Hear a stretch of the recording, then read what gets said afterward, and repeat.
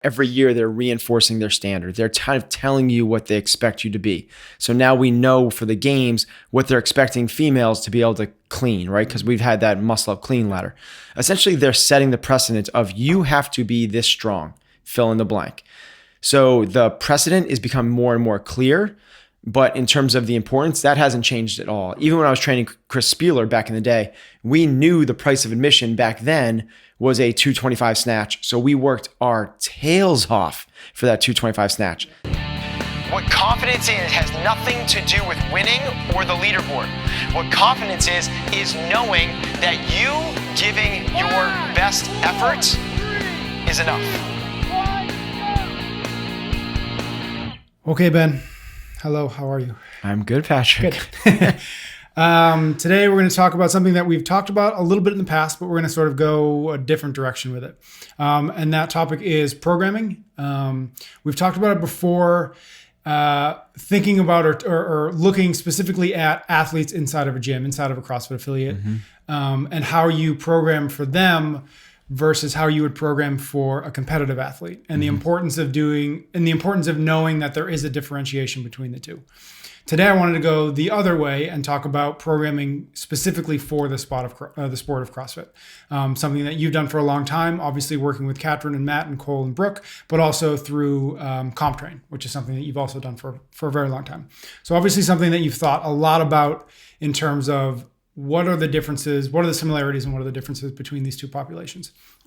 So we'll start in one place that I feel like you've talked a lot about, which is this idea of once you are strong enough, then you focus on conditioning, right? And this idea of there are certain markers that you need to be able to hit in terms of strength numbers before you are ever competitive at a regionals or certainly the games. So let's just dive into that to start, which is this idea of like, what does strong enough mean? How do you know when it's time to spend less time moving heavy weights slowly and more time to moving moderately heavy weights quickly? Yeah, I think that there's I obviously like this topic. I like talking about programming and developing athletes, particularly in the sport. I think that there's what we call a three-headed monster. And for our regular members, this doesn't really hold water. It's more about just getting them fit and getting their biomarkers in place and trying to push off the nursing home and giving them full capacity into their 90s, living disease-free. Yep. For our competitive athletes, we take a very drastically different approach. And essentially what you have to have is, it's almost like pass-fail. You have to get these passing marks in certain categories. And those are strength, which we're about to talk about, skills. So think like handstand push-ups, handstand walking, muscle ups, things like that. And then finally, conditioning. So conditioning, you're gonna have a hard time competing at the regional level if you don't have a sub 3-minute Fran. Like that it's not shocking to anybody. It's like really obvious. Yep. Well, similar to that is if you're a male and you can't do 15 unbroken muscle ups, believe it or not, that's kind of the standard now at the regional level. You have to be able to do that. Now, if you have incredible strength somewhere else, you might be able to get away with it. But by far and away, it's kind of like that's the benchmark. That's where we need to be. And the same thing holds true for strength, where you essentially have a pass or a fail. So the way I look at this is, let's just take one movement and kind of lay this out to kind of explain what I'm talking about. Okay. If you think about the open, if you want to be competitive in the open, you have to be able to snatch 245 pounds. That's kind of like the price of admission. That's the expectation that you have. And the case in point there is the second to last bar in 17.3, which was, or 17.3? Yeah, 17.3 was 245 pounds. And then went up to 265. So they're saying like, not even the top guys, but we're expecting the majority of the good people to get to 245 inside of a conditioning workout. At the regional level, 265 was the last bar in a ladder. So they're expecting us to get to 265 at the regional level. That's kind of the price of admission. You got to be able to get there. If you don't get to that last bar, you're going to have a really hard time competing at a high level at the regionals. And finally, at the games, The last posted average scores for games athletes was 275, but that's basically a year lag. So I would call that 285 now. Okay. So my numbers are open, regionals, games. For snatches, it goes 245, 265, 285. If you don't have those numbers, you could have a 155 Fran. You could be able to do 50 unbroken chest to bars. You could do 25 unbroken muscle ups. You could be able to walk 300 feet on your hands unbroken, and you don't get to play with the big boys. Right. So that's what I mean by once you're strong enough. Then once you have those numbers, then stop chasing those. And then it becomes, create this balanced three-headed monster. But I think that it's easily misinterpreted once I say once you're strong enough. People are saying, I don't think strength is important. It's actually just the opposite of that. You need to be strong enough. If you are not this strong, you can't play. Yeah. Interesting. How has your understanding of that and developed over the years, like over the course of the CrossFit Games history, all of 10 years, but has it always been like that? Or have you seen that now it's more evident than ever that is the case? I think in terms of the hard numbers, it's become more evident because they're kind of every year they're reinforcing their standard. They're kind of telling you what they expect you to be. So now we know for the games what they're expecting females to be able to clean, right? Because we've had that muscle up clean ladder. Essentially, they're setting the precedent of you have to be this strong, fill in the blank. So the precedent is becoming more and more clear. But in terms of the importance, that hasn't changed at all. Okay. Even when I was training Chris Spieler back in the day, we knew the price of admission back then was a 225 snatch. So we worked our tails off for that 225 snatch. Yeah. And for everybody that remembers, that's what got him into the regionals that year. He had to hit a 225 snatch to make it. And he did, which was a 5-pound PR at the time. But we knew that without that number, he wouldn't make it. So it's just, you have to kind of, and that's where it was back then. It's 225. Yeah. Now the regional level is 265. It's just, it's a moving target. Would an athlete like Chris Spieler, if he was coming up today, would he be able to be as competitive as Chris was the number of years he was? Obviously he was sort of like, everybody was getting stronger, and also he was just kind of getting older, and to the point where, but like I think of Cody Anderson. Well, he's a little bit different because I think Chris Spieler is the right example. I actually think that the strength numbers now would put Chris, he wouldn't be able to hit these numbers that we're talking about. So he'd be at a real disadvantage. Yeah. But the kind of caveat to that is if he were to, let's say it didn't show up, like at regionals this year, it didn't show up, right? We didn't see the barbell. If he gets to the next level, the way the scoring system is now versus the way scoring used to be, he actually has a greater advantage because he gets to win workouts. So anything that comes up body weight or running. So why don't dive into that a little bit, because I think that's something that, I haven't thought about it too much, but just like the scoring system dictates whether they reward outliers or it becomes your weakest link. Okay. So in the open format, here's the big eye opener for everybody. In the open format, it doesn't matter how good you are at anything. It only matters how bad you are. So if there's 6 tests, there's 5 tests. If there's 5 tests and 5 of those you come in first, or 4 of them, you come in first, and then the last one, you come in 1,118th, you're out. You don't get to move on because they exposed a weakness. We have a guy in our gym like this that is going to annihilate the open until handstand pushes pop up. And then he's going to come in the 1,000th and he's not going to move on.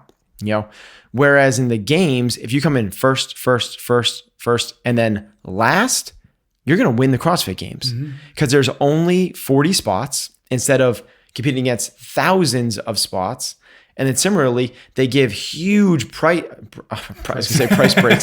They give huge rewards for the winners. Yep. So first place gets 100, second place gets 95 or 96, depending on which one they go to. But essentially first to fifth is a 20-point swing. Whereas in the open, first to fifth is a 5-point swing. It's not that big of a deal. Gotcha. The thing you can't do in the open is get exposed. Yep. In the games, it's not as bad to get exposed. You can make it up. What about regionals? Is that closer to the regionals games? Is just like the games. It's exactly like the games. Okay, so have a good sense of what that overarching. The only difference I'll say about the regionals is that people come in with a little bit, there's more differentiation and there's not as varied of a test and there's not as many tests. So whereas the games has 13 to 15 events, that's true. You can make it up. If you come in last in one, but you come in top 5 in all the others, you're going to win the CrossFit games. That's what's going to happen. You know, Matt Fraser came in a whole bunch of top 5s and then had a 27th or something like that and he won by the biggest landslide in the history of the games. In the regionals, you can't make that up because there's only 7 tests. Yeah. So there's more leeway. It's still a winner's reward system. It's still going to, you want to be a home run hitter, but you can't do what you do at the games. Yeah. Okay. So we have an understanding of what you mean by, you know, once you're strong enough. So my question is, or maybe the next question would be, how do you know? I mean, you can look at the numbers and say, okay, I'm there, I'm not there, I'm not there. Let's assume that most people aren't there because most people aren't there. Right. What next? Like, how do you get there? Yeah. How do you get there, but how do you build a plan so that you're better, knowing that most people aren't going to want to say, I'm going to not compete for 2 years so that I can only get stronger. And then, even though maybe that's the answer, but how do you like build a program or a training year knowing that, okay, I'm deficient here, but at some point I have to, you know, do Fran again so that I can be competitive there as well? Cop-out answer, but it depends, right? And it depends on where the strengths and weaknesses lie and how exaggerated they are. So if you're the type of athlete, so let's take like a younger Chris Spieler, right? Like the guy that can do 25, walking into the sport, can do 25 unbroken muscle ups, handstand push up for days, the best conditioning in the sport, but you know, his 1 rep max back squat is under 300. An athlete like that, depending on what their goals are, if they want to compete in the open, just kind of keep working on your strength along with the conditioning on the side. But if you want to like make a push in the sport and do some damage, you know, get to those higher levels, an athlete like that would need to take 2 or 3 years of dedicated strength training. And the goal there is, again, because he's not going to get through. You can't get through unless you have prerequisite strength numbers. And you can't get those by doing this. No one's getting a 550 pound deadlift by doing main site programming. You're just not. Or like even, you know, something like comp train programming. You're not. You're going to comp train programming. You're going to, the goal of that, it's developed to maximize people's potential for March and then May for the regionals and then for the open and the regionals. To that end, our goal is to make bigger gains than the field in all categories. Well, if the field, and we know this is improving 3 to 5% across the board in their muscle ups, in their handstand walking, in their Fran times, and their back squats and snatches, we need to be improving at 7 to 10% across the board. And we're programmed for the masses, so that's what we're trying to do. For somebody with incredibly huge deficiencies, you moving up the needle, you know, you adding 15 pounds on your snatch this year is not going to cut it. You going from a 165 snatch to a 190 snatch this year doesn't matter at all. You need to go from a 165 snatch over the course of the next 2 or 3 years to a 245 snatch. That is a drastic improvement that only takes place with dedicated strength training. Now, I'm not saying give up conditioning altogether. What you need to do, this is my take on this, my approach would be, let's go to a dedicated weightlifting program where we're not going to lose. Basically, my metric would be, are you afraid of doing conditioning workouts? If you're only doing conditioning like 2 times a week and there are these little burners that last 3 minutes, you know, you get on a salt bike and do some burpees, it's going to take you too long to come back. I'm okay for it to drop. I'm okay for it to go down substantially, 2, 3, 4 notches, but we can't get to the point where you lose the conditioning altogether. Now, the kind of cool part about that is it's okay if it comes down because conditioning takes months to get good at. And it's easy to get back if it's lost. Strength takes years to get good at. And if you come back away from it, it stays pretty good. These are these guys like, you know, example, like Louis Simmons, who's, you know, back squatting close to 1,000 pounds, has back surgery, doesn't lift for 2 years at all, period. First time under the bar, squats like 750. Like, you're still really strong. But conditioning wise, if you don't do any working out at all for 2.5 years, you come back to Fran and you were under 2 minutes before, you're not going to be under 2:30. You're not going to be under 3. Yeah. It goes away fast, but it comes back fast. Yeah. Strength takes forever to build. We measure it in years, not months, but it sticks and stays. So we can build it. So let's say we spend 2 or 3 years to build it to where we are happy with our numbers. We are now snatching 265. We are now clean and jerking 345. We can now back squat in the mid 4s. We can deadlift above 5. Now we're pretty solid. If we just play with barbells like in a normal comp train type programming, and we use the rest as conditioning, those numbers are going to stick and stay, potentially even climb, i.e. Matt Fraser. His numbers are continuing to climb without the dedicated strength programming. By doing a fitness-based programming, he's still PRing best ever snatch and clean and jerk. He set a PR clean and jerk in training last year leading up to the games, being a CrossFitter. These numbers can continue to climb, but not without, you're not going to get to a 375 clean and jerk like Matt has without the years of dedicated strength training. So it depends a lot on people's goals. It depends a lot on the starting point, but the overall approach is you got to have these prerequisite numbers to compete at a certain level. You figure out the level you want to be at, and you figure out what those numbers are, and you build towards them, knowing that one takes a lot longer to build than the other. Maybe a silly question, but when you say strength, is there a differentiation in your mind between fast strength and slow strength? Exactly. Yeah. Like, and where do you, is it 60% one and 40%, or is I'm not differentiating between the two. I think it's about moving heavy loads. In our sport, they require you to do it both. But I think the really easy numbers for us is we always see at every level, I'd say always, but except for last year at the regionals. That's an outlier. Okay. Every year throughout the season, so open regionals and games, we have always seen multiple times snatch, clean, and or jerk. We don't always see the slow lifts. We don't always see squat. We don't always see dead. We don't always see press, or we've never seen bench. So if I was to put my emphasis onto one of them, it would be on the O lifts, the fast lifts, clean, jerk, and snatch. Use the other things to build the supplemental strength behind it. But that's our sport. That's our competition. And knowing that, we want to be squatting because it builds the other lifts. How would you think about it, or how do you think about it if it's a teenager, a teen athlete who says, okay, I want CrossFit to be my sport, and sort of same question, but for a 50-year-old or 55-year-old masters athlete? How do you guide them with that philosophy? How do you still guide them towards sort of the right? Great question. Okay, so for the teen athlete, I would put even more emphasis on the strength side. I would put a great deal of lifting with really strong mechanics. Our tenet of mechanics, consistency, only then intensity, that could be used as a newbie entering into your gym, or the development of the progression of an athlete from youth to adolescence to young adulthood to adulthood.